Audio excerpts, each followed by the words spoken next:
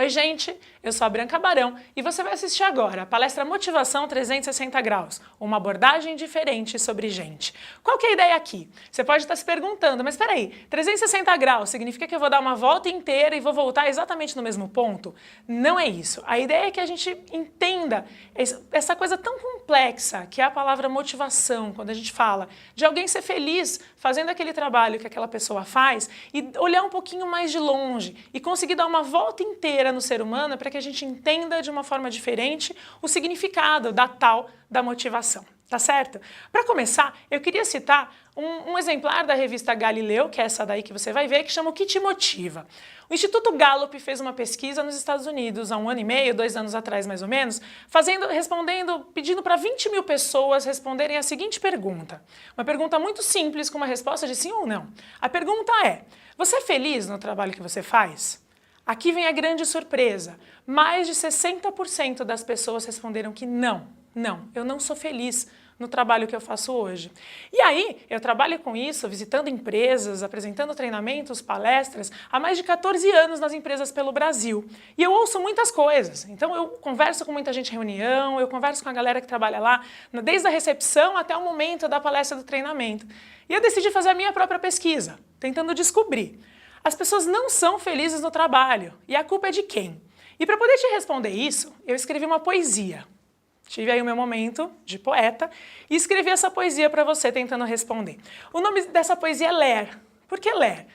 Muitas das pessoas às quais eu perguntei, viu, por que você não está no trabalho? Por que você não foi trabalhar? Ah, é que eu estou com Ler. Percebi que a Ler virou aí uma das grandes razões pela qual as pessoas não estão no trabalho. Então essa poesia vai tentar responder para você. Não sou feliz no trabalho que eu faço hoje e a culpa é de quem? Da minha mãe que não me ouviu, do meu pai que sumiu, dos meus irmãos por eu ser o do meio, do espelho, que eu olho e me acho feio, do trânsito que fica ainda pior se cair um temporal, da taxa de juros do cheque especial, dos descontos no meu lerite, de eu não ter nascido parte da elite, de eu ter começado a trabalhar muito cedo, do meu chefe, que só de olhar na cara dele eu sinto medo, de eu ter começado a trabalhar muito tarde. Ah, a culpa é do meu ex, que é um covarde, da presidente do Brasil, do presidente da empresa, que não é nem um pouco gentil, do despertador que não tocou, do coordenador que mudou, e você acredita que o RH nem me consultou? Da comida que me fez mal, da notícia ruim que eu li hoje logo cedo no jornal, do médico que não me deu um atestado, quando tudo o que eu queria era ficar afastado, do Papai Noel não existir, do salário mal entrar e já sair, de eu não saber dizer não, da internet, porque como é lenta essa conexão, da sexta-feira que nunca chega, do prato executivo que justo hoje veio acompanhado de arroz à grega. Nossa, a gente essa foi péssima, né? É que foi bem difícil rimar com chega. Da segunda que chega rápido demais, de no final do mês não sobrar muitos reais, e mesmo assim, e apesar de tudo isso, eu tenho que trabalhar. E no trabalho, eu não posso assobiar, cantar, dançar, paquerar, comemorar, atrasar, reclamar, meu chefe enfrentar, brincar, tuitar, curtir, demorar, deixar de cooperar, parar para descansar, sentir sono ou cochilar. Nem mandar alguém para aquele lugar. E, além disso tudo, eu ainda devo as metas alcançar, me inspirar, trabalhar em equipe, ir trabalhar mesmo com gripe, ser criativo e inovar. E ainda tenho que estar sempre motivado, animado, envolvido, empolgado, engajado e nem um pouco entediado. Dizem, inclusive, que eu devo compartilhar. Mas como se a TI não libera acesso ao Facebook? Mas eu sou uma pessoa muito resiliente, eu tento ser sempre competente. Faço yoga, meditação, procuro prestar atenção na respiração. Já fiz lipoaspiração, drenagem linfática, pilates, aumentei os peitos, diminui o nariz, vou ao salão, algumas vezes só para fazer a mão. Em outras eu corto, faço progressiva, coloração. Vou para academia, faço terapia, até leio poesia. Vou ver show de humor ou qualquer outra coisa, desde que eu ria, porque mesmo uma piada de mau gosto pode ajudar a acabar com esse meu desgosto dessa maldita rotina. Só não me fale em ter disciplina, porque aí disciplina me lembra trabalho e isso me dá até taquicardia. E também hipertensão, gastrite, artrite, rinite, enxaqueca, cefaleia, úlcera, caspa, seborreia e ler. A realidade é que nós estamos lesados por emoções repetitivas. Essas são as desculpas que eu ouço para a resposta. Não estou feliz no trabalho. E a culpa é de quem? Né? Tá na hora da gente parar de buscar as razões do lado de fora, no trânsito, no presidente da empresa, no prato que eu almocei hoje, que veio um bicho dentro, sei lá, e começar a entender um pouquinho melhor, dentro da gente, o real significado dessa palavra.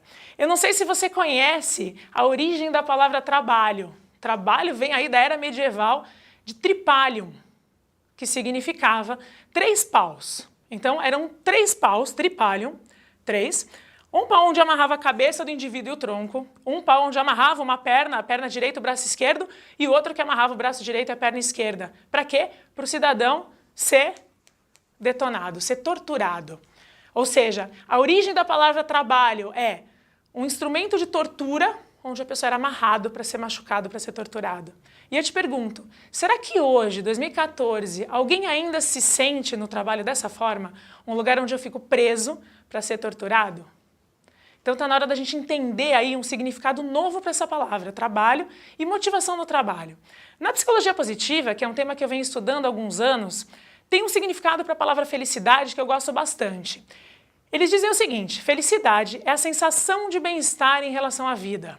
E eu vou pegar esse significado emprestado, essa tradução, para a gente usar aqui na palavra motivação. Então motivação para mim, e aí eu vou dividir esse significado com você, seria uma sensação de bem-estar em relação ao trabalho que você faz. Muito bonito, muito bacana, mas e aí?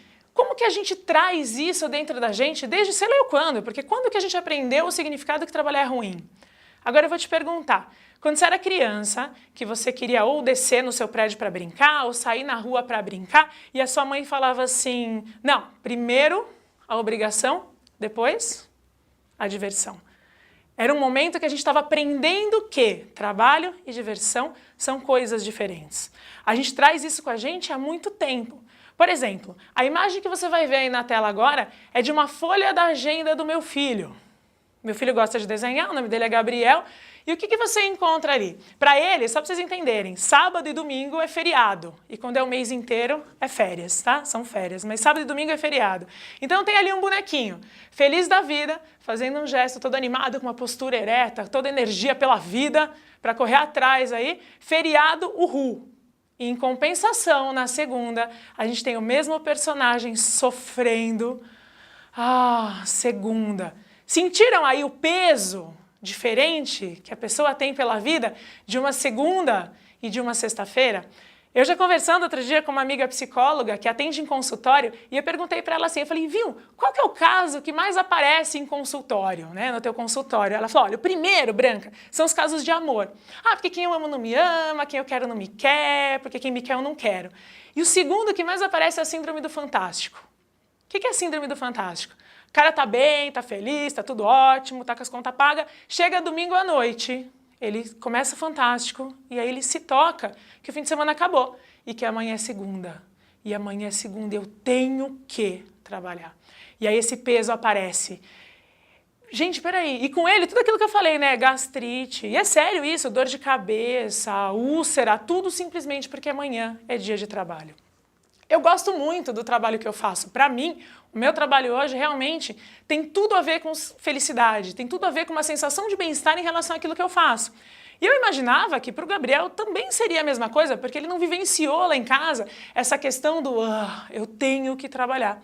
Acontece que outro dia ele chegou para mim e falou assim, ô mãe, eu estou criando um vlog. Vlog é um blog onde a criatura vai lá postando vídeos, né, ao invés de escrever texto. Você me ajuda a fazer um upload? Aí eu fui ver o tal do vídeo para poder colocar no blog, no vlog que ele estava fazendo. E é esse vídeo que eu vou passar para vocês agora, para vocês darem uma olhada. O que o Gabriel pensa a respeito do assunto trabalho. E a gente volta a conversar daqui a pouquinho. Assiste o vídeo e a gente já se fala. Me fala uma coisa. As férias servem para quê? Bem, a maioria desses que eu conheço fica falando que as férias só servem para ficar longe da escola. Como eu odeio escola. É um saco escola. Será que alguém já pensou em abandonar a escola? Então não façam isso. Quando você crescer, você vai sentir saudade da escola. Por causa que o trabalho é pior.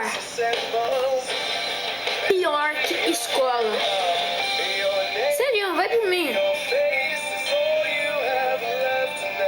Todo mundo pode falar que eu odeio escola. Escola é a pior coisa, blá blá blá blá blá blá blá blá. Mas trabalho é a pior coisa.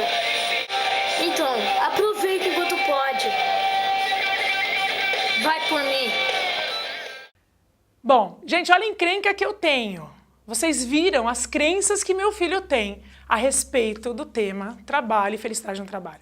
Eu juro que esse vídeo não foi solicitado para ele, eu não dirigi o vídeo. Ele foi pro quarto dele, como vocês podem ver no vídeo, ele tá de regata, fazendo a maior bagunça com o som alto no quarto dele. E quando eu vi esse vídeo, estava gravado assim, dessa maneira. Isso é o que o Gabriel pensa a respeito de trabalho. Aí eu falei assim, mas filho, como assim? Eu trabalho muito e eu adoro o trabalho que eu faço. Aí ele falou, não mãe, mas você não conta, porque você só faz festa. Opa, peraí, quer dizer que se eu me divirto fazendo aquilo que eu faço, não pode ser considerado trabalho, porque trabalho tem que ser sofrido, trabalho tem que ser ruim. Então vamos agora tentar começar a entender um pouquinho, então, de onde que vem a minha motivação, por exemplo, a respeito do trabalho, e que mais de 60%, segundo a pesquisa que eu contei para vocês, não sentem. Como é que eu vou fazer isso? Eu montei uma fórmula. Gente, atenção, pausa aqui. Ser humano não é exato. Então, não é uma fórmula mostrando para vocês assim, gente, todo ser humano funciona assim o tempo todo. Não é isso. A ideia é que eu consiga mostrar para vocês uma maneira um pouquinho mais exata e principalmente mais enxuta da gente pensar no ser humano de uma forma mais simples. Mas não significa que nós somos assim o tempo todo e que nem somos todos iguais, né? Ou que dê para deixar essa fórmula exata dessa forma. Então, é um modelo, é um jeito mais simples para a gente pensar nesse assunto, mas eu quero deixar esse parênteses aqui porque é importante. Ser humano não é exato e não funciona assim para todo mundo o tempo todo. Inclusive, essa fórmula eu também peguei emprestada da psicologia positiva, né, traduzindo aí a fórmula da felicidade para a fórmula da motivação que eu criei, como eu falei para vocês, né, aproveitando esse significado que eu achei interessante. E é importante que a gente ressaltar que, sei lá, os neurocientistas estão estudando o ser humano o tempo todo e talvez daqui 15 anos a gente acredite nisso de uma forma diferente. Então, é uma fórmula útil para a gente pensar no tema motivação dessa maneira 360 graus, entendendo o ser humano como um todo. Estamos combinados? Então tá bom. Então vamos lá. A motivação do ser humano é igual a... E aí vão entrar três, né, coisas para a gente falar a respeito que uma soma dessas três coisas vão gerar a motivação que uma pessoa tem. E você já sabe disso, que tem gente super motivada, mesmo quando as coisas não estão tão bem. E tem gente que mesmo quando está tudo ótimo, a pessoa é um ranço em figura de ser humano. Está sempre reclamando, está se arrastando por aí. Então a ideia agora é que a gente consiga entender um pouquinho melhor quais são os elementos que compõem a motivação do ser humano, para que a gente possa entender essas diferenças, justamente isso, tá bom? Então vamos lá. A motivação é igual. O primeiro elemento dessa soma é o elemento genético. O que eu quero dizer aqui? Geneticamente, a gente já vem para esse mundo com um termômetro, mostrando, você tem a tendência de, e essa palavra aqui é super importante, sempre, genética é tendência, não é sentença. Então, quando a gente fala, geneticamente eu tenho uma tendência de ser gordinho, então não é sentença, não significa que você vai ser gordo a vida inteira, só significa que se você não cuidar disso, você vai ser mais gordo que a maioria das pessoas. Da mesma forma, felicidade.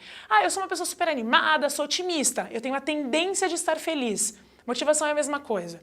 Por isso que tem gente que quando está tudo ótimo, a pessoa anda pela empresa tomando café, reclamando como se estivesse com um bode amarrado na perna e um urubu em cima do ombro. E ela ainda sai falando para as pessoas, tá tudo bem, mas você sabe, né, que depois da bonança vem a tempestade. A criatura até inverte o ditado popular porque ela não consegue ser otimista, ou ela tem muita dificuldade de. Então significa que nós já viemos para o mundo com um termômetro, dizendo, você é uma pessoa mais animada, mais otimista, mais organizada e assim por diante. Que nem eu brinquei com o peso, né? Nosso corpo tem aí um termômetro que ele define qual que é o peso ideal para você. E a grande sacanagem é que esse peso ideal, na grande maioria das vezes, nada tem a ver com o peso ideal que as revistas femininas falam para você que deveria ser. E a gente vai passar a vida inteira tentando emagrecer. Aí o que você faz? Então, teu termômetro, bacaninha, tá lá. A sua tendência é ter mais ou menos 70 quilos. Só que você quer pesar 60. Aí você entra numa super dieta, uma dieta do cão aí. E pode até, né, o nome já tem tudo a ver. Aí você passa fome um tempão, vai diminuindo esse termômetro. Aí você para a dieta. O que acontece com você? Sai comendo tudo que você vê pela frente, que nem um maluco que ficou preso dentro de uma jaula sem se alimentar. e acaba engordando não só aquilo que você tinha perdido, como também engordando uns 5, 6, 7, 15 quilos a mais. Por quê? Porque o teu corpo entendeu que você passou fome e a tendência genética do teu corpo é ter aquilo que o teu corpo considera como ideal. Motivação é a mesma coisa. Cada um de nós nasce com um termômetro dentro da gente que vai te dizer, ó, tá animado demais. Opa, a situação é para ficar mais chateado, ou o contrário. E a gente vai lidando com isso conforme as coisas vão acontecendo. Aí você fala, ah, que ótimo. Então significa que o primeiro elemento dessa soma aí de quão motivado uma pessoa é ou está, tem a ver com genética. Bacana. O que eu faço com essa informação? Eu que sou profissional de treinamento, de desenvolvimento de recursos humanos, o que me ajuda a saber que uma parte disso é genético? Então vamos lá, quanto será que é essa parte? Quanto você acha que é? Hoje, a gente imagina que o fator genético, em muitas das características do comportamento humano, incluindo felicidade e motivação, está em torno de 50%. Metade de mim já tem uma grande tendência de ser assim. Então eu posso estar mais motivado ou menos, mas eu sou, geralmente, nesse nível de motivação, seja ele mais alto ou mais baixo. E aí que o bicho pega, né? Que você fala assim, mas Branca, eu tenho aqui, sei lá, 400 pessoas abaixo de mim, eu tenho aqui 2.000 pessoas na empresa, eu tenho 40.000 pessoas em todas as regionais, sendo que metade delas já são como são. Como é que eu, como profissional humano, profissional que trabalha com gente, posso usar isso ao meu favor? O segredo é escolher pessoas pensando nisso também. O fator genético é 50%. Então, quando eu faço um recrutamento e seleção, eu não posso desconsiderar essa questão.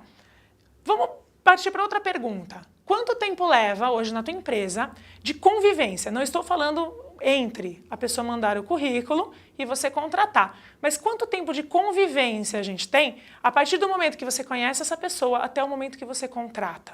Quando eu pergunto isso para as pessoas em turmas, em palestras, a resposta que eu ouço geralmente é assim, 4 horas, 2 dias, nunca ouvi mais do que 3 ou 4 dias de convivência com aquela pessoa antes de contratar. Então, peraí, vamos tentar entender o que isso se reflete depois lá na frente quando a gente fala as pessoas aqui estão desmotivadas, né? Um exemplo que eu tenho para te dar é o Cirque du Soleil. O Cirque du Soleil, ele tem uma seleção um tanto quanto diferente. Então, primeiro, o Cirque du Soleil faz uma seleção completamente técnica. Ele coloca uma pessoa ali na frente dele para mostrar todas as piruetas, coreografias, tudo aquilo que o Cirque du Soleil precisa que aquela pessoa saiba fazer para poder ser contratado para trabalhar nessa empresa. Primeiro, competência técnica, o currículo que a pessoa tem, a habilidade que a pessoa tem de realizar as coisas que são feitas naquela empresa. Tamo junto? Legal. Essa seleção dura aí 1 dia, 2 horas, assim como a tua, provavelmente, na tua empresa, porque a pessoa analisa o currículo, faz uma entrevista, descobre se a pessoa pode viajar, se não pode, assim por diante, ok. Essa pessoa está selecionada tecnicamente. Aí nós entramos numa etapa que eles chamam de busca do tesouro, onde as pessoas vão conviver com as pessoas daquela empresa. Então, é uma etapa de 4 meses, gente, 4 meses, tá? Trabalhando junto, dias inteiros, semana após semana, onde essas pessoas não ganham nada para estar ali. E tem aí uma chance de mais ou menos 50% de serem convidadas, de fato, a trabalhar no Cirque du Soleil ou não. Então as pessoas trabalham sem ganhar dinheiro, simplesmente por uma chance de aprender com o Cirque du Soleil, porque quem não for contratado sai com um certificado, com um diploma que participou do curso, né, da busca do tesouro. Quem que não gostaria, sendo da área do Cirque du Soleil, de participar de um negócio desse? E alguns são selecionados ou não. Aproximadamente metade das pessoas que entraram. Aqui a gente já tem aí uma conclusão importante. Nós contratamos por currículo e nós demitimos na grande maioria das vezes por comportamento. Porque aquela pessoa não sabe trabalhar em equipe, porque o cara é um mala, porque conviver com ele é impossível, apesar de todo o conhecimento, de toda a habilidade que aquela pessoa tem. Isso não adianta quando o comportamento não ajuda. E aí, de tudo que é avaliado nesses 4 meses do Cirque du Soleil, a questão principal, acreditem, é generosidade. Como assim? Não adianta o cara saber muito se ele não ensina os demais. E precisa ser generoso para ensinar as outras pessoas. Não adianta a pessoa ser absurdamente criativa se ela quer todo o crédito das ideias para ela. Ela também precisa ser generosa para compartilhar a ideia e para ajudar os outros a também terem um resultado excepcional. Então, olha que louco, né? Não adianta a pessoa saber, ela também tem que ser uma boa pessoa. Eu moro em Campinas, interior de São Paulo, e um dia eu estava voltando de uma reunião em São Paulo, E eu gosto muito de parar nesses postos de estrada para tomar um suco, fazer um lanche. E nesses postos a gente entra, pega uma comanda de plástico, tudo que a gente vai comendo ou comprando, a gente passa ali no código de barra e no final, no caixa, a gente paga essa comanda. Simples assim. Estou eu procurando um biscoitinho ali na seção de doces para levar para o Gabriel. Quem tem filho sabe que a gente sempre que viaja leva alguma coisinha, né? E aí vi, no meio dos biscoitos, uma comanda dessa jogada ali. Chamei a moça, a atendente, e falei assim, ai, olha, alguém esqueceu aqui uma comanda. Ela falou assim, não, com a cara mais normal do mundo. A gente falou, não, isso aqui é super normal, todo mundo faz isso. Eu, isso o quê? Então, em grupo, consumimos tudo num determinado cartão e antes de sair a gente joga aquele cartão em algum lugar, naquela lanchonete e a gente vai embora, um passa disfarçado, a gente entrega as outras comandas como se não tivéssemos consumido nada. Eu tinha acabado de assistir a diretora do Cirque du Soleil me contando essa história que eu contei para vocês agora há pouco. E aí me caiu uma ficha, eu falei, peraí, e eu vou jogar essa ficha como pergunta para você agora. Você gostaria, você tem uma empresa, você gostaria que essa pessoa que faz isso, que joga a comanda para não precisar pagar, gente, é um refrigerante, é uma coxinha, é um milho cozido. Não é nem algo de primeira necessidade e nem é uma coisa boba e barato. Você gostaria de ter uma pessoa assim trabalhando com você? Percebe como avaliar a tendência de comportamento que as pessoas têm e principalmente aquilo que não é tão facilmente treinado como uma ferramenta. Ferramenta a gente treina facilmente. Comportamento a gente treina também. Inclusive eu sou profissional de treinamento comportamental. Porém, a gente não pode deixar de lado que existe aí a questão genética, que é uma tendência importante para a gente pensar. E o que a gente faz com isso? Simplesmente leve em consideração de ter no nosso processo de recrutamento e seleção um pouco mais de tempo para poder conviver com essa pessoa como pessoa de verdade. E quando eu falo aqui, por quê? Numa entrevista, gente, quem que vai participar de uma entrevista sem ter lido um livro, Como se comportar numa entrevista de emprego? Aí o cara sabe, resposta para as perguntas, que animal você seria? Ah, eu seria uma águia, porque eu gosto de voar bem alto e ver as coisas bem de longe. Gente, todo mundo já leu esse negócio, né? Aí a pessoa sabe que tem que chegar e apertar bem firme a mão, olhando nos olhos do entrevistador. É claro que tem, isso está escrito em todo site, todo blog que fala de emprego. Isso é óbvio. O que não é óbvio é você conviver com aquelas pessoas, né, e você ter que ser você mesmo em algum momento. E em muitas empresas eu vejo um medo de permitir que as pessoas sejam elas mesmas. Vou dar um exemplo sem citar a empresa. Fiz um trabalho num parque aquático com um grupo. Aí a moça do RH chegou para mim e falou assim, ai, Branca, mas um treinamento no parque aquático, você não vai botar a galera de maiô, de biquíni, né? Eu falei, ué, vou. Ele falou, mas e se tiver uma menina sem noção que for com fio dental? Eu falei, vai ser ótimo, porque você vai descobrir que tem uma pessoa sem noção na tua equipe. Outro exemplo, Branca, vamos fazer uma festa então, depois da palestra de comemoração, porque a galera atingiu a meta e tal. Você acha que a gente deve colocar bebida alcoólica na festa? Lógico que deve. É uma festa, a festa tem bebida alcoólica. Tá, mas e se alguém, sei lá, perder a linha, encher a cara e dançar polidense na perna do chefe? Ótimo, você vai descobrir que alguém na tua equipe não tem o menor bom senso. E isso a gente só descobre, a gente só percebe, inclusive para saber o que eu preciso treinar, falando de comportamento, quando a gente dá a permissão das pessoas serem elas mesmas. É aí que a gente vai conseguir acessar, conhecer e até avaliar as necessidades de um treinamento, né, quando a gente fala da questão de comportamento das pessoas. Legal, então falamos aí do primeiro fator, vamos agora falar do segundo fator da nossa conta. Agora a gente vai falar da motivação extrínseca. O que é o extrínseco? É aquilo que está do lado de fora. É o poder que a gente realmente tem de tocar essas pessoas.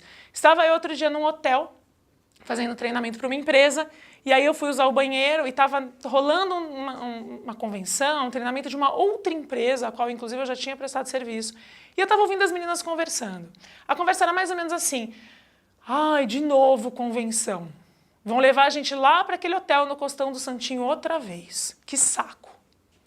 Pausa. Gente, vocês sabem quanto uma empresa gasta para fazer uma convenção lá no Costão do Santinho? Mais de 100 mil reais, mais de 200 mil reais, dependendo do tamanho da empresa, 1,5 milhão de reais. Leva um artista famoso, faz festa, leva palestrantes caros e as pessoas estão infelizes com isso. Por quê? Motivação extrínseca. Que poder que a gente tem de tocar? Se a gente não tocar, a coisa simplesmente não faz sentido. E se a coisa não faz sentido, a motivação não acontece, mesmo a gente gastando uma fortuna de reais. Então a questão aqui é, às vezes, muito mais simples do que a gente imagina. Outro dia eu cheguei num banco, também para fazer uma reunião, e vi, não no banco onde atende os clientes, no banco do prédio onde a galera da área administrativa trabalha, tá bom? Para você entender. Aí tinha lá uma agência colocando nas paredes desse banco quadros com vasinhos pendurados nesse quadro e do lado tinha um regador com água que eles colocaram lá e sementinhas. A ideia era que as pessoas plantassem aquelas sementinhas no meio do expediente. Eu olhei aquilo e fui um pouco cética. Eu falei, gente, um ambiente onde todo mundo trabalha de terno, um monte de homem sério, chique, pós-graduado com MBA em Massachusetts, será que alguém vai plantar uma plantinha ali, regar, esperar a sementinha nascer? Fui embora. Voltei depois de uma semana e meia, 10 dias, para uma nova reunião. Acredite, todos os vasinhos do andar inteiro estavam brotando algumas plantinhas. E muitos marmanjos de terno e gravata regando a plantinha. As pessoas querem ser tocadas. A questão é a gente descobrir como que a gente faz isso. Um exemplo mais concreto para você. Tem uma empresa que uma amiga minha trabalha, que é a Ravan, distribuidora de vinhos. É uma empresa em São Paulo. Lá eles tinham um problema muito sério, que era assim, o líder, que era também o dono da empresa, porque é uma empresa familiar, são 2 irmãos, eles são muito sérios. Então um é muito bom no administrativo, e o outro acaba cuidando de pessoas, mas de um jeito mais técnico, ele é muito durão. E aí começaram, ele não sabe dar feedback, vamos mandar o cara fazer um coaching para aprender a dar e receber feedback. O cara foi e não melhorou nada. E a galera desmotivada, e a galera pensando, nossa, trabalhar aqui é duro, porque os 2 são chefes, são bravos, e não estava funcionando. Aí tiveram uma ideia. E se a gente contratar um CEO, que é o cara que viria acima desses 2 diretores, que seja um cara que de repente nem entende tanto de vinho, que é o nosso negócio, que de repente, sei lá, não seja tão bom com planilha, mas que seja bom com pessoas. E assim fizeram. Eles contrataram um CEO, alguém que tivesse aí uma grande habilidade com gente para poder simplesmente melhorar o clima da organização. Vou te apresentar agora o CEO contratado. Esses que vocês vão ver na tela aí agora é o gordo Ravan. Ele é o CEO da Ravan. Como vocês podem ver, é impossível. Por mais que você tome um feedback bem ardido do seu chefe, chega o CEO, senta no seu colo, lambe a sua cara. Não tem como não ficar tudo bem. Desde que você goste de cachorro, obviamente. Vou falar disso já já. Aí a galera do marketing já aproveitou, começou a fazer selinhos e o gordo fica no Facebook dando dica de que vinho combina com que prata e assim por diante. Ou seja, esse CEO acabou ajudando no marketing, na gestão de pessoas, no clima organizacional. Aí você pode ver algumas fotos. A gente tem ali o gordo trabalhando, a gente tem o gordo de férias, porque CEO também tira férias. Abaixo, a gente tem uma entrevista que o gordo deu para o Jornal da Tarde em São Paulo, falando dos benefícios de ter um cachorro, um animal, no ambiente de trabalho. E ali o gordo trabalhando de novo. A questão é, se você lesse num livro, olha, quando você for fazer uma seleção de pessoas, pergunte, viu, você gosta de cachorro? Isso faria algum sentido para você? Na Ravan faz. Na foto de baixo, a gente tem aí a auxiliar administrativa com o chefe no colo. Você pode ver que não rola nenhum estresse no feedback que o chefe dá para ela. E embaixo, a equipe toda tomando vinho junto com o CEO. Na parede da empresa tem um quadro. Assim como hoje a gente vê em muitas das empresas quadros que mostram a missão, a visão e os valores que aquela empresa tem.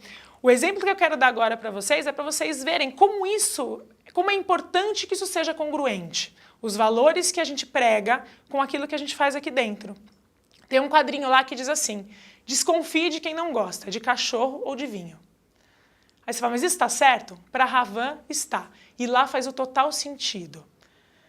Lá você pode parar o teu trabalho para sair, por exemplo, e dar uma volta com o cachorro, no meio do expediente. Por quê? Porque ele é o CEO, ele manda, ele é a autoridade ali dentro. E isso muda tudo. A ideia aqui que eu queria mostrar para vocês é que a motivação extrínseca, aquilo que a gente pode fazer, aquilo que está do lado de fora, não é grande coisa. Quando vocês imaginam que é de porcentagem, a gente atribuiu 50% para a genética, quantos por cento você acha que seria aí da motivação extrínseca? Gente, 10%. Apenas, né, as coisas que estão do lado de fora, as circunstâncias, aquilo que acontece com a gente, tem um real poder de apenas 10% de mudar aquilo que a gente sente. Isso é muito louco, é muito pouco. Uma boa parte é aquilo que eu já sou, a tendência que eu tenho de ser como eu sou. Né? Quando eu estou espontâneo, quando eu estou sendo eu mesmo. Essa é a genética. Quando alguém faz alguma coisa para mim, e aí entra de bom ou de ruim, essa pessoa tem um poder real de aproximadamente, como eu falei, não é exato, mas de aproximadamente 10%. Os outros 40% que faltam é o que eu faço com isso. Tem uma frase da psicologia comportamental que eu adoro, que diz o seguinte: não importa o que fazem para você, o que importa é aquilo que você faz com aquilo que fazem para você. Então, às vezes, a gente tira dinheiro de onde não deveria, simplesmente para fazer uma convenção, só que aquilo não toca as pessoas de fato. Se toca, ótimo, vale o investimento. A questão é descobrir o que toca as pessoas, né? Outro dia também, numa reunião de uma empresa financeira em São Paulo, o diretor falou para mim assim: Branca, não sei mais o que fazer. O povo aqui tá todo mundo desmotivado, eu já fiz evento, já fiz convenção. Pra você ter uma ideia, acabei de contratar um plano de saúde para eles, de quase R$1.000 para cada um. O que mais uma pessoa pode querer? Ele me perguntou. Aí eu pensei um pouco, eu falei para ele assim, pô, sei lá, de repente um tá feliz com o plano de saúde de quase R$1.000. Talvez um outro gostaria de um plano de saúde de 400 e R$600 para ele poder, num Vale Cultura, para ele poder ir num teatro, ele poder jantar com a família dele. Outro, talvez, preferiria R$200 num plano de saúde e R$800 por mês a mais para ele poder viajar nas férias, por exemplo. Porque quantas pessoas eu conheço que vão todo ano fazer uma convenção num lugar maravilhoso e que nunca teve a oportunidade de viajar, por exemplo, com a família dele para um lugar tão lindo quanto aquilo. Percebe? A gente precisa, de novo, se aproximar das nossas pessoas para que a gente possa conhecê-los, primeiro fator genético, e além. O que a gente pode fazer do lado de fora para tocar aquelas pessoas de fato? O que é importante para ele? E aí entra um fator que, quando a gente fala de motivação extrínseca, é impossível não lembrar dele, que é o dinheiro. Gente, por que as pessoas gostam tanto de dinheiro? Por que o dinheiro ele é tão importante para as pessoas? Dá uma olhada nesse quadrinho que eu vou mostrar para vocês aí agora, que é da Mafalda. Esse é o irmãozinho da Mafalda. Ele pegou um lápis, um giz de cera, e quem tem filho pequeno já viveu isso. Se tem um sofá branco, já era. Ele rabiscou e pintou as paredes da casa inteira. Aí a mãe dele chega e fica olhando com aquela cara, né? E ele mostra para ela todo admirado. Mãe, não é incrível tudo que pode ter dentro de um lápis? Gente, dinheiro é isso. Por isso que dinheiro é, sim, fator de motivação extrínseca. Por isso que dinheiro motiva, sim, as pessoas. Porque dinheiro é aquela coisa. Você já achou, por exemplo, uma nota de R$50 no teu bolso? Da tua calça que estava lá guardada? Podia ser R$10, você ficou feliz da vida com aquilo ali. Por quê? Porque você enxerga numa nota de R$50 uma oportunidade de ir no cinema, de comer um lanche, de juntar com aquele dinheiro que você já tem para comprar aquele sapato que você quer, de, sei lá, dar para o teu filho ir na banca e ele vai ficar feliz e, como consequência, você vai ficar feliz também. Dinheiro é fator de motivação extrínseca, mas vamos colocá-lo no devido lugar. Lembra quanto é? 10%.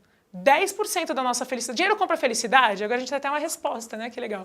Dinheiro compra felicidade, sim ou não? Compra, 10%. O resto depende de você. E nesse depende de você, a gente já sabe que uma parte é genética, e agora a gente vai falar do terceiro fator dessa conta, dessa fórmula da motivação. Então, genética, como eu sou, motivação extrínseca, que é aquilo que está do lado de fora, e a motivação intrínseca. Sobrou 40% aí para motivação intrínseca. O que é a motivação intrínseca? Lembra da frase que eu falei? É aquilo que você faz com as coisas que acontecem para você. Eu costumo brincar que na vida da gente, né, generalizando, claro, isso acontece em maior ou menor grau, a gente tem aí apenas 2 tipos de dias. Um deles eu vou chamar de segunda-feira. Só para a gente ter aí um dia, tá bom? Imagina aí uma segunda-feira que você colocou o despertador, ele tocou, você não levantou, você apertou o soneca. Aí você cochilou de novo, apertou o soneca mais uma vez. Aí você apertou o soneca de novo, e o soneca ele tem um limite de paciência, né? Chega uma hora que você aperta ele não funciona mais como soneca. Ele simplesmente desliga e quer que você se dane, que você perca o trabalho, porque você apertou soneca demais. Você levanta atrasado, sai correndo, nem sabe se toma banho ou toma café da manhã, porque você vai ter que escolher e fazer uma das duas coisas bem rápido. Toma um banho bem mais ou menos, enfia a primeira roupa que já estava ali jogada na cadeira, pega uma camisa ali que você nem gosta tanto. Quando você está enfiando a sua calça, você, sem querer, tasca o dedinho do pé na quina da cama. Já viveu isso? Pois é. Aí você, nessa hora você já exclama algo do tipo: nossa, hoje o dia promete, hoje o dia vai ser daquele jeito. Você sai, vai para o ponto de ônibus ou pega o teu carro e vai para o trabalho. Aí eu vou te fazer algumas perguntas. Como que está o trânsito nesse dia? Que músicas tocam na rádio nesse dia? Lepo-lepo, né? Tchê-tchê-tchê, tchê-tchê em looping, provavelmente. Aí você chega no trabalho, como é que tá a cara das pessoas nesse dia? Você olha assim, teu chefe, você olha para ele e fala, gente, é comigo, ó, já sabia. Outra pergunta, quantas horas, eu sei que são 8 ou 9, mas é relativo o tempo, né? Quantas horas leva para terminar esse dia de trabalho da tua vida? Chega o Natal de 2017 e não terminou ainda o teu dia de trabalho. É mais ou menos assim, horas e horas e o tempo não passa. Pois é. Ainda bem que a gente tem um outro tipo de dia. E eu vou chamar ele de sexta-feira. Mas só para a gente identificar bem, aí separar o que é segunda e o que é sexta. Na quinta-noite, que esse dia ele já teve aí uma prévia. Quinta-noite, você recebeu um convite daquela pessoa. Sabe aquela pessoa? Todo mundo tem aquela pessoa, pode imaginar aí. Aquela pessoa te chama para jantar. E aquela pessoa acertou, sabe? Te levou num lugar super gostoso para comer um negócio que você adora. Aí vocês tomaram uma bebidinha. E sabe assim, aquele lugar aconchegante e gostoso com aquela pessoa que a conversa flui? Você sabe, né? A conversa flui. Aí quando você vê, passou 2 horas, a comida esfriou, você nem comeu. Aí rola uma bicoquinha, aí rola um cafuné no cangote. Quando você vê, já tá super tarde. Só que a noite não acaba aí. Que aí rola mais uma beijoca e a noite dá aquela esticadinha. Bom, resumindo, você chega na tua casa 2h30 da manhã, aí você olha no relógio e fala, ferrou. Vocês fazem conta, gente, de quantas horas vocês têm para dormir? Aí você fala 2h30, eu acordo 6h30, 2h30, 3h30, 4h30, 5h30, 6h30. Eu tenho 4 horas para dormir. E todo mundo sabe, e eu não sei de onde veio isso, que a gente precisa de quantas horas para ficar bem? 8 horas para dormir e ficar bem. Só que mesmo assim, você dorme 4, acorda da cama, pula da cama na sexta-feira, no primeiro toque do celular. Então, como você não apertou a soneca, você tem tempo para tomar aquele banho gostoso, aí você está aí cantando, você usa um monte de produto cheiroso, você sai com calma, aí você veste a roupa que você mais gosta, que já estava magicamente no guarda-roupa de novo, toma um belíssimo café da manhã. Aí você sai para o teu trabalho como de costume. Quando você está chegando no carro, ou no ponto onde você pega o teu ônibus, o seu celular vibra, toca, chegou uma mensagem. Aí você pega para olhar, tá lá assim. Adorei a noite de ontem. Precisamos repetir a dose. Já estou com saudade. Pontinhos. Gente, pontinhos significa tanta coisa, fala aí, não é? Aí você vai para o seu trabalho. Bora lá. Perguntas, as mesmas perguntas. Como que está o trânsito nesse dia? Que trânsito? Que músicas tocam na rádio nesse dia? Ai, Branca, tô com aquela que estava tocando ontem. Acho que é um sinal. Que cara tá o povo do teu trabalho nesse dia? Aí, gente, olha, você tem gente fofa trabalhando comigo? E seu chefe? Meu chefe fofinho. E a galera no café tá contando piada, e o dia tá animado. E, gente, você tá tão produtivo. Você dormiu 4 horas, mas tá super produtivo. Aí eu te pergunto, quantas horas levou esse dia para terminar? Você fala, caramba, olha, nem almocei e já são 5 horas da tarde. Peraí, o que mudou da segunda para sexta-feira? O dia foi diferente? Não, foi só mais um dia da tua vida. Um dia como qualquer outro, não importa. O que mudou? Tá fora? O trânsito estava diferente, a música estava diferente, as pessoas agiram diferente com você? Não. Tudo isso foi muito provavelmente como acontece todos os dias da mesma maneira. A diferença está dentro. É a motivação intrínseca que estava diferente. Para eu poder te mostrar um pouco mais tecnicamente como isso de fato acontece, eu peguei esse gráfico, esses círculos aí, do livro que você já deve ter ouvido falar com certeza, que é Os 7 Hábitos das Pessoas Altamente Eficazes, do Stephen Covey. O Stephen Covey mostra o seguinte, a gente tem aí, todos nós temos um círculo de preocupação. O que é isso? Todas aquelas coisas no dia a dia da gente que nos preocupam, que nos incomodam, que a gente gostaria que fossem diferentes. Então, o círculo maior é o círculo de preocupação, aquelas coisas que eu me preocupo. O círculo que está dentro, que é um círculo menor, é o círculo de influência, aquelas coisas que me preocupam, mas que eu tenho influência sobre elas, ou seja, os problemas todos que eu tenho na vida e no círculo menor, os problemas que eu consigo de fato resolver. E o que acontece com a gente, né? O que acontece com essa parte intrínseca da motivação? Quando nós estamos naquela segunda-feira que eu contei para vocês, aquele dia, que tudo pesa, tudo é difícil, o nosso foco reativo, o nosso mau humor, o banzo que a gente carrega com a gente, diminui o círculo de influência. O que significa? Que a minha competência diminui. Que aquilo que eu poderia fazer bem e tirar de letra, eu acabo tendo mais dificuldade de fazer. E a minha capacidade de solucionar problemas fica menor. É o que a gente chama de inteligência emocional. Não adianta eu ter a inteligência lá em cima se o meu emocional está ali embaixo. E nesse dia, a gente funciona mais ou menos como essa imagem que você vai ver aí agora. É uma imagem bastante filosófica, eu vou traduzir para você poder entender. Aí na tela nós temos 4 supositórios. E eles estão tirando no palitinho a sorte para ver de quem é a vez de trabalhar. Aí aquele cidadão, um segundinho ali, pega o palitinho, é a vez dele, ele fala... Pergunto, esse cara é criativo no ambiente de trabalho? Esse cara lidera bem, ele trabalha bem em equipe? Esse cara chega em casa falando com orgulho daquilo que ele faz? Não, né? E se ele pudesse resumir o trabalho dele em uma frase, muito provavelmente ele diria: o meu trabalho é uma... pontinhos. Você completa aí sozinho. Mas é isso que ele falaria. E aí, gente, eu não estou falando de uma pessoa específica. Tem gente que é mais assim, tem gente que é menos assim. Mas todos nós temos um dia de segunda-feira na nossa vida, um dia como a gente trabalha com esses caras. Por isso que é tão importante a gente prestar atenção em como que a gente está interpretando as coisas, como que está a nossa motivação intrínseca. Por outro lado, e ainda bem, a gente tem aquele outro tipo de dia, que é a sexta-feira. Na sexta-feira, o que acontece? Eu ainda tenho lá as minhas preocupações. Gente, problema não pergunta se você está de bom humor ou de mau humor. Os problemas estão lá e vão acontecendo, vão pipocando, né? A gente chama de problema, eu brinco, aquelas surpresas que a gente não quer. Meu carro quebrou antes de ontem. Super surpresa, né? Você está saindo para passear, o carro pifa, começa a acender tudo que é luz na estrada. Peraí, o que é um problema? É uma surpresa que eu não queria. A gente não gosta tanto de surpresa assim, né? Só que quando a gente está nesse dia que eu chamei de sexta-feira, o que acontece? Eu tenho lá as coisas que me preocupam, porém, o meu foco proativo, e é isso que a gente chama de proatividade, faz com que eu esteja mais presente e de uma forma melhor, de bom humor, observando as coisas com um pouco mais de leveza. Isso faz o quê? Com que eu expanda o círculo de influência, ou seja, consiga ter resposta para aquelas perguntas que eu não teria se eu tivesse de mau humor. Consigo ter solução para aqueles problemas que eu ia olhar e falar: meu Deus, ferrou, eu vou embora de onde eu vim porque eu não sei o que fazer com isso. O que eu quis mostrar para vocês aqui é assim, o quanto o meu humor, o filtro que eu decidi usar naquele dia muda o meu resultado. Dá uma olhada nessa imagem.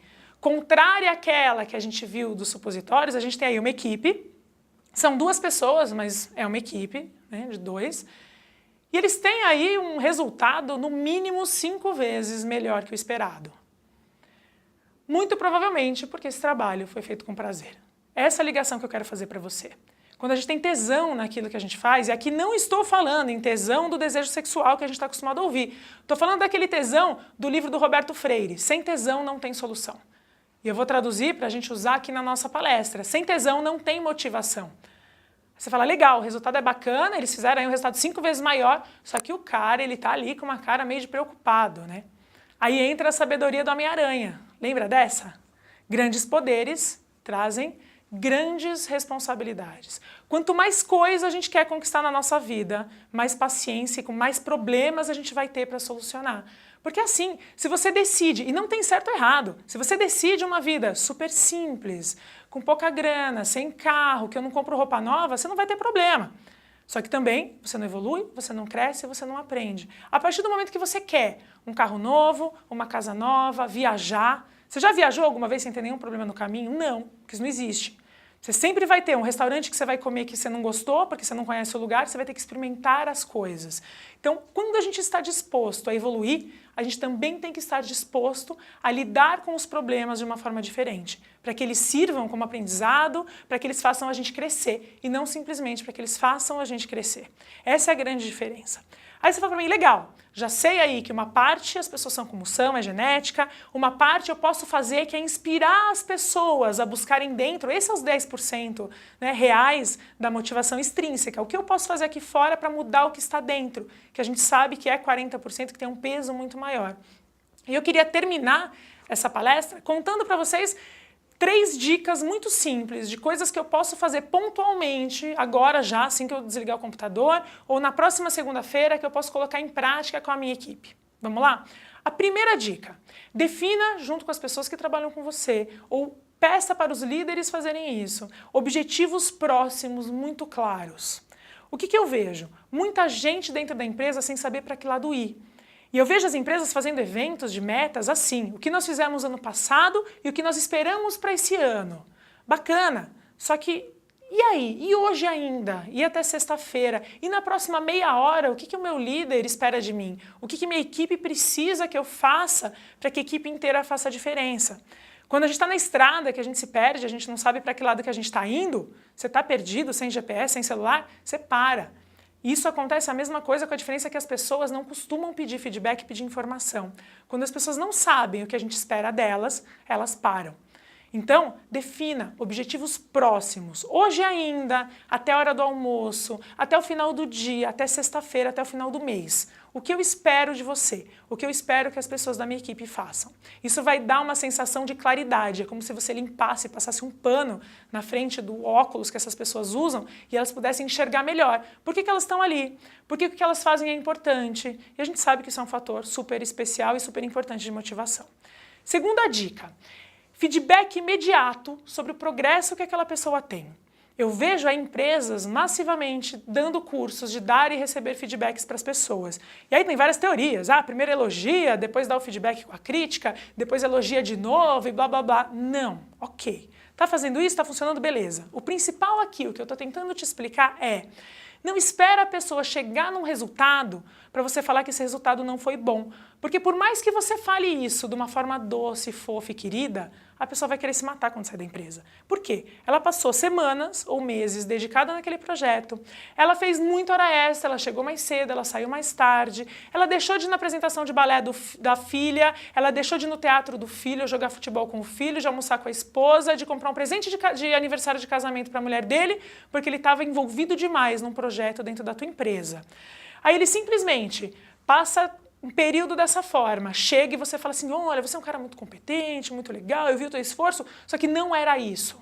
A pessoa se sente na beira do abismo, não tem jeito. Então a ideia é que antes de deixar a pessoa fazer caca e chegar onde você não quer, o bom líder é aquele que vai acompanhando o processo e dando feedback consistente o tempo todo sobre o progresso. Você não precisa nem aí elogiar primeiro, criticar para depois elogiar, porque simplesmente falar: olha, isso que você está fazendo está incrível, viram 10 graus para a direita. Uma vez conversando com um engenheiro, ele me falou que os aviões, que os voos, normalmente, eles estão 90% do tempo fora da rota. O grande segredo para um avião sair de onde ele sai e chegar onde ele quer é justamente o piloto, prestar atenção e recalcular e reajeitar essa rota o tempo todo. É isso que vai fazer ele ir diretamente para onde ele estava indo. E como terceira dica que a gente precisa buscar também com essa galera é um bom equilíbrio entre os desafios que um trabalho representa para essa pessoa e a habilidade que essa pessoa tem de conseguir cumprir, de superar esse desafio. Quando a gente tem um bom gráfico entre essas duas coisas, como você vai ver aí, a pessoa também tem mais motivação intrínseca, ela também consegue lidar melhor com os problemas, com seus humores e com as coisas que acontecem fora dela. Eu vou mostrar alguns gráficos para você e aí você vai me dizer o que você acha desse gráfico e a gente vai tentando descobrir que sentimento esse gráfico representa para uma pessoa que trabalha aí na tua empresa, tá bom? Primeiro gráfico, a gente tem aí um nível de desafio super baixo, e essa pessoa tem uma habilidade imensa. Essa pessoa tem um currículo maravilhoso, só que o trabalho que ela faz hoje dentro da nossa empresa representa um desafio baixo. Que sentimento você acha que tem aí? Desmotivação, ela não se sente valorizada, ela se sente subutilizada. Gente, é lógico que essa pessoa está morrendo de tédio. É óbvio que essa pessoa desse primeiro gráfico trabalha só pelo dinheiro. E a gente já sabe que dinheiro é 10%. Não pode ser só isso. Vamos mudar o gráfico, tá bom?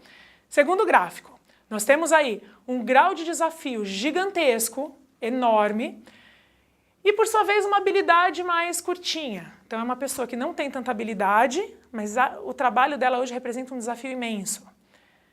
Que sentimento vocês acham que esse gráfico causa? Gente, esse é o gráfico do pânico quase, Esse é o gráfico do estresse. Quando uma pessoa se diz estressada, muito provavelmente ela está carregando aí um desafio maior do que aquele que a habilidade dela deixa ela superar. Dá uma olhada aí nesse quadrinho que eu vou mostrar para vocês agora do Laerte. Representa exatamente esse gráfico que vocês acabaram de ver, que a gente acabou de falar. O cara tá lá empurrando o mundo e o amigo dele pergunta: o que você tá fazendo? Ah, tô aqui tocando a vida. Mas isso aí é o mundo. E aí ele diz: tá que pariu, onde que eu larguei a vida? Isso é o estresse, quando a gente sente que a gente está carregando nas costas muito mais do que aquilo que a gente pode carregar. Então vamos mudar o gráfico de novo, tá bom? Esse gráfico agora, a gente tem aí uma determinada quantidade de desafio para uma quantidade determinada proporcional de habilidade, o mesmo tanto. Então eu tenho aqui o que eu sei fazer é o que eu faço. Esse é um gráfico equilibrado? O que vocês acham? É. E ele funciona muito bem por um determinado período de tempo. Existem pessoas que trabalham bem com esse gráfico que vocês acabaram de ver por 20 anos. É aquela pessoa que trabalha numa mesma empresa, numa mesma função, fazendo exatamente a mesma coisa e é feliz com isso. Ok, não tem problema nenhum. Acontece que a grande maioria das pessoas, e eu me incluo nessas pessoas, só não vou falar que todo mundo, né, porque como eu te falei, existem as exceções e são poucas, mas mesmo assim, eu acredito que todo mundo precisa de desafio para se motivar. Então, cabe, de novo, ao líder, ao gestor, ao profissional de RH, conhecer essas pessoas o máximo que ela puder. Quando eu falo das pessoas, não é do trabalho que ela faz, é da pessoa em si, como que ela se sente ali, o que ela está confortável, o que ela gosta, em que momentos do trabalho dela que ela sorri, que ela fica animada, o que dá tesão para ela, para a gente poder descobrir qual é o nível ideal de desafio. Aí a gente pode fazer o quê? Então vamos lá. Equilibrou. Percebeu que está equilibrado há um tempinho antes de deixar a pessoa se acomodar, porque esse é o gráfico da acomodação, e a acomodação causa o tédio, que causa, né, a desmotivação lá na frente. Nós, como empresa, temos a responsabilidade de colocar um pouquinho de fogo, sabe? Pegar um pouquinho de fogo no chão, de subir um pouquinho o nível da água, porque a gente só sai batendo os braços quando a gente sente que a água está subindo, aumentando um pouquinho o nível desse desafio. Então é nossa responsabilidade de gestor aumentar o desafio e, além disso, dar a oportunidade da pessoa de buscar um pouco mais de habilidade. Como? Fazendo uma palestra na convenção, tudo aquilo que a gente falou, dando treinamento para essas pessoas comportamentais e treinamentos técnicos daquilo que a pessoa precisa se desenvolver para poder superar esse desafio com mais facilidade, indicando livros, tendo uma biblioteca na empresa com boas referências nesse assunto, né? E a pessoa também é de responsabilidade dela, não é só da empresa buscar isso. Hoje a gente tem aí na internet, como vocês estão vendo agora uma palestra também, um monte de conteúdo disponível para você correr atrás do seu autodesenvolvimento para superar os seus desafios. Então, de novo, nós como empresa aumentamos o desafio e a pessoa tem a responsabilidade de buscar o aumento dessa habilidade. E aí a gente como empresa, quando perceber que isso aconteceu e a gente precisa estar atento, faz o quê? Aumenta de novo o nível do desafio. E a pessoa precisa aumentar o seu grau de habilidade. E a gente aumenta de novo o desafio, espera a pessoa buscar essa habilidade, aumenta de novo o desafio, a pessoa busca a habilidade. Se a gente faz isso, o que a gente conquista? Primeiro, uma equipe que se autodesenvolve, que está crescendo o tempo todo, que um se preocupa com o crescimento do outro, que um ajuda o outro a superar desafios. E a gente vai conseguir conquistar uma coisa que hoje na psicologia positiva se chama de flow, que é o estado de fluir, é o estado de chegar a fazer aquilo que eu tenho que fazer com gosto e perceber que o tempo passa muito rápido. Nós teremos pessoas crescendo o tempo todo, aprendendo o tempo todo e se realizando com isso. E é dessa realização de superar desafios, de perceber que eu diminui a distância daquela pessoa que eu era quando eu entrei aqui na empresa e de quem eu sou hoje, que geralmente é o que mais motiva as pessoas. Não é o evento, não é a camiseta, não é o brinde que a gente dá depois do evento. É a chance dessas pessoas serem tudo que elas podem ser. Para terminar, eu vou mostrar para vocês como é que isso funciona, tá bom? Funciona mais ou menos assim. Você acordou num dia qualquer, pode ser uma segunda ou uma sexta, não importa. Você vai lá para o seu trabalho, aí você chega lá. Logo que você entra na tua empresa, você já dá de cara com um chabu. Isso acontece com você, gente? Chegou, já tem um problema para resolver. E como se não bastasse o problema, ainda tem um chato do lado, que trabalha aqui há mais tempo, que sabe melhor como as coisas são, para te dizer o que fazer. Então você tem um problema e um cara falando na tua orelha, ó, eu sei o que fazer, eu sei como as coisas funcionam aqui, eu sei como as coisas acontecem. E aí, se você tá num dia, como a gente chamou lá de segunda-feira, num dia AF, você não quer nem saber, você volta por onde você veio, vai embora e deixa tudo pra lá. Ou fica lá o dia inteiro na empresa jogando paciência para não dar nem de cara com aquele problema. Se você está num dia assim, mais ou menos, que você não está nem muito feliz, nem muito chateado, você fica esperando e observando, né? Porque parece que aquele cara realmente sabe por onde ir, sabe o que fazer. E você está num dia mais ou menos, você simplesmente vai atrás dele, afinal ele já descobriu um caminho. Agora, se você está naquele dia que a gente chama de sexta-feira, em que tudo está maravilhoso, você não se conforma com aquela primeira solução para aquele problema. Você vai buscar uma outra diferente e melhor. E o como você se sente quando isso acontece tem um nome. Isso é motivação. O resto, tudo que a gente leu até hoje, é bobagem. Motivação é aquilo que a gente sente quando a gente percebe que o trabalho representa um grande desafio para você e que a gente dá conta. Eu acredito, eu parto desse princípio, senão, gente, eu já tinha largado o que eu faço hoje, já teria ido trabalhar com outra coisa, que todo ser humano sempre faz a melhor escolha que ele tem disponível no momento. Que todo ser humano, ele quer fazer um bom trabalho. Então, se a gente der a oportunidade dele crescer com isso, se esse trabalho representar um desafio interessante para ele, se ele sentir que ele tem a chance de crescer e ser uma pessoa melhor e se realizar com isso, é isso que ele vai fazer, não tenham dúvida nenhuma. Espero que você tenha curtido. Você que ficou até o final, muito obrigada. A gente se vê por aí. Um super beijo para você e até mais.